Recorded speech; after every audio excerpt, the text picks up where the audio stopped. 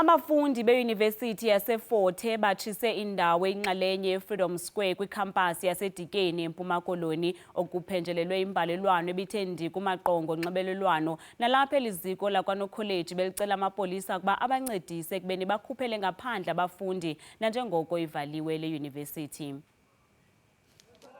Abafundi kwiYunivesithi yaseFort eMpuma Koloni basaqhuba noqhankqalazo oluphembelele ekubeni kutshiswe inxalenye yesakhiwo esibizwa eFreedom Square. Aba bafundi bathi abalawuli beliziko abanankathalo yaye abanalo novelwano.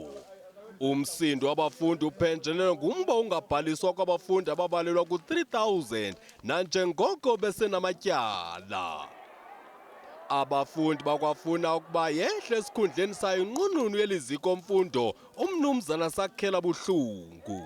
Zisanqunyanyiswe ke izifundo nanjengoko kungasekho luzinzo kule yunivesithi ukususela ngomhla wama-24 kwinyanga ephelileyo. Abafundi bayalelwe ukuba baphume baphele kumasango ale yunivesithi.